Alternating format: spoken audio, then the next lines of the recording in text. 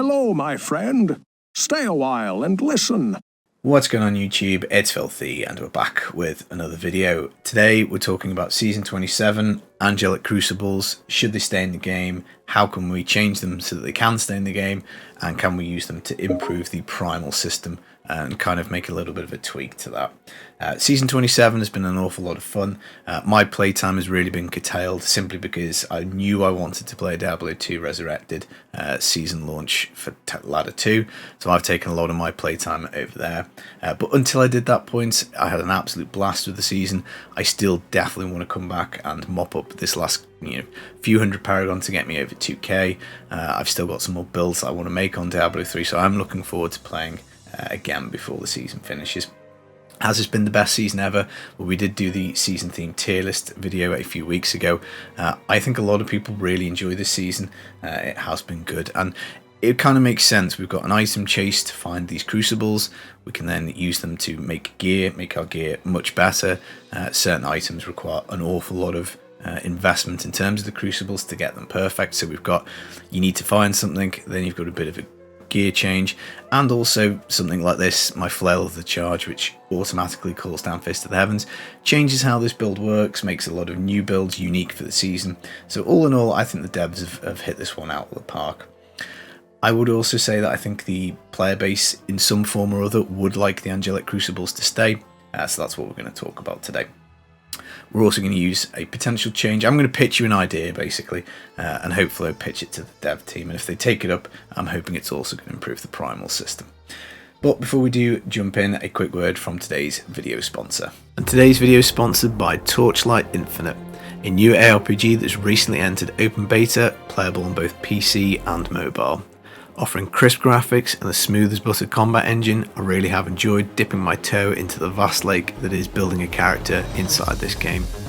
If you like Diablo 3, I really do think you're going to enjoy Torchlight Infinite. We've got 5 classes to choose from, all of which have their own unique mechanic, a wide variety of skills, and some pretty interesting ways to customize those skills with sub-selections after that. We've got passive trees, hero bonuses, and a few other systems that really do make a character feel truly your own. I'm only just at the beginning of my journey, but I am looking forward to fully maxing a character out and getting into endgame and things like Netherrealm. We've also got zero pay for progression in this game. Everybody progresses at the same rate, you can't skip stuff with money. We've got free in-game trade between players and no time limited events, meaning that you can pick up Torchlight Infinite when you want and not when it tells you to do so. There's a new season every 3 months with fresh content, and the devs have pledged to really let the player base have an input as to where this game goes, which is obviously very exciting to hear. I've been very impressed with the PC client. It's been extremely smooth, really have enjoyed blasting monsters with the Berserker, smashing them over the head, or shooting them at range with Divine Shot Karina. The game is totally free to download and play, so you've got nothing to lose by giving it a try. The link is of course in the description. I hope you have fun inside Torchlight Infinite. Now, back to the video. Thanks again to Torchlight. I would check that game out, link in the description. It is an awful lot of fun. Right, Angelic Crucibles. I think we've got 3 things that we need to be discussing with this. So we've got the powers that come on the Sanctified Items, we've got the functionality of the Crucibles themselves, and also their drop rate. So I'm going to run you through my idea and my pitch. So first off, the powers on them, I think they're going to have to come off because this season has added quite a lot of power creep to quite a lot of builds. I love a lot of the powers, in particular this Fist of the Heavens one. We've got some really popular ones. You've got the magic missile for the wizard, we've got the Lord Hoter explosion, we've got the automatic Fist of Heavens here, we've got the automatic Horned, automatic Rathma Army of the Dead, the strafe one that automatically fires out your last spent ability. There's been an awful lot of very, very popular powers. I don't think you can leave those in the game with the Angelic Crucibles. Doesn't mean the powers have to go away. I think the devs should always look at builds that have been popular in a season. We should always be looking at feedback and trying to incorporate it into the main game. So I think where these powers need to go is basically just on legendaries that we've got in the game that aren't usable. So a good example on this particular build here, we've got the Fist of the Heavens comes down. It could go on a set of braces for the Crusader. You know, this is something for the dev team to work out. Where are the free items and builds, and where can these powers go? But I would hazard a guess that most of the popular ones, the build defining, build changing ones, could be worked into some items. So I don't want to take them away, but I also don't think that they should go on your sanctified item moving forwards for season 28, season 29 in the main game, because I just think they're too powerful. But we obviously want to keep the builds. That's the first thing. Powers, I think we're going to have to change. Now, one that I'm not sure on, and this I'm sure people won't agree with, is the strafe power for the Demon Hunter. Simply because I think something like that adds so much power basically turns every single Demon Hunter into a strafe build, and I think that's quite boring. I appreciate that what fires out of your Demon Hunter looks different, so it could be Impales, it could be multi-shots, it could be Hungering Arrow. We've kind of already got one build that does that in the game, which is the Gears of Dreadlands, and I think it would be a bit of a shame if all the Demon Hunter builds involved you holding down right-click strafe and automatically firing, so I'd be a little careful with that one, I think. But what I would leave is their ability on these Angelic Crucibles to still essentially make a primal item. So when you right clicked and when you used it, I would still have it with the grey background, I would still call it a sanctified item, I would still limit your character to one of these and one only. I could be tempted into increasing this up to 2 or 3, as we'll talk about, I guess, with what the other functionalities we're going to suggest.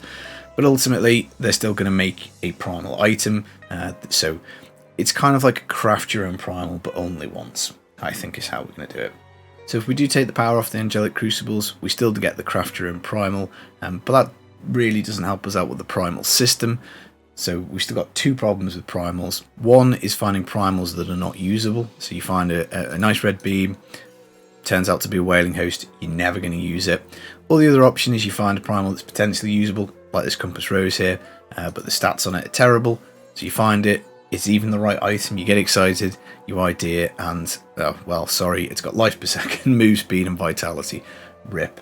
And this is basically something we're going to fix. So I'm going to suggest that we change the functionality of the Angelic Crucible to help fix both of these things.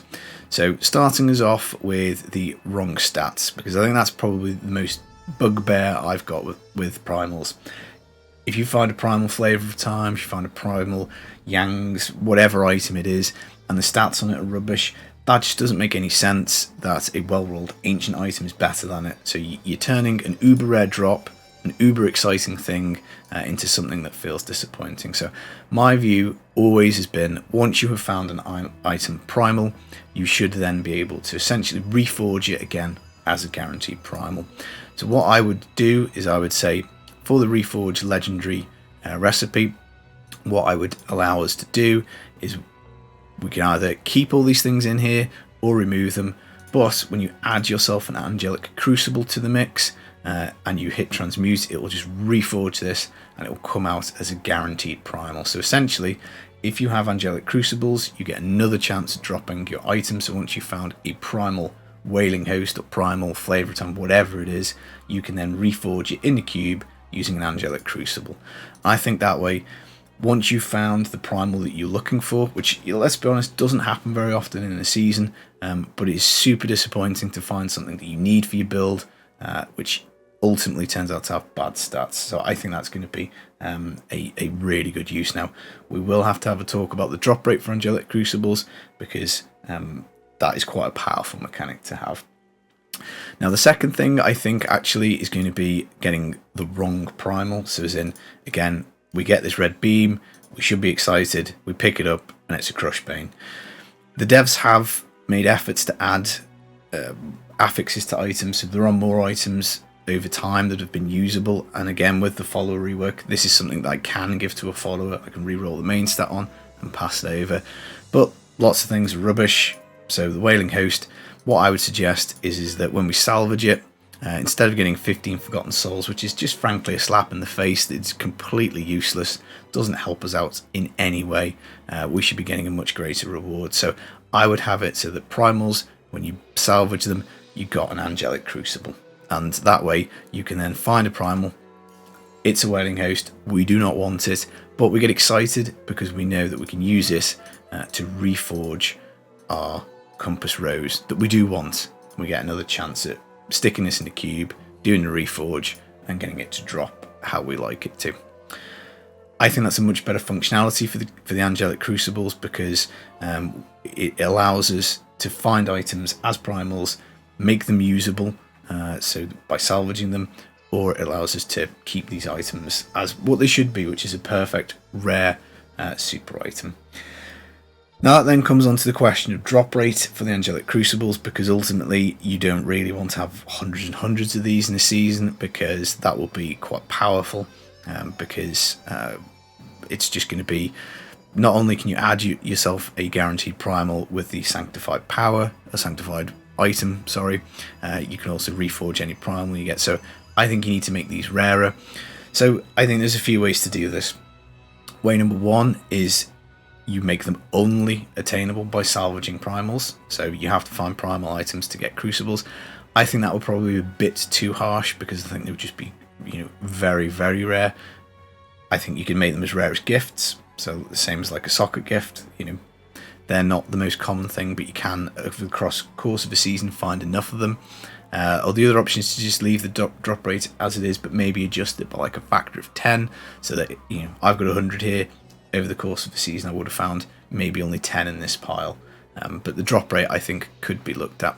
And what I think that would do is it would allow us to get very excited every single time we see this red beam, because we know that we've got a chance to reforge a useful red beam that we find later. Or it's going to give us a crucible, which is we can then essentially transfer onto a primal of our choosing, but it's only one per build. So I think that if you saw the beam for the Angelic Crucible, you're getting really excited.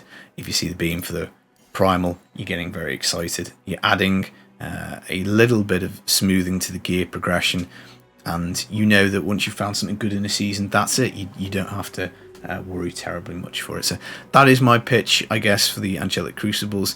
I think they should remain in the game. I think they serve a useful purpose for allowing us to essentially craft our own primal.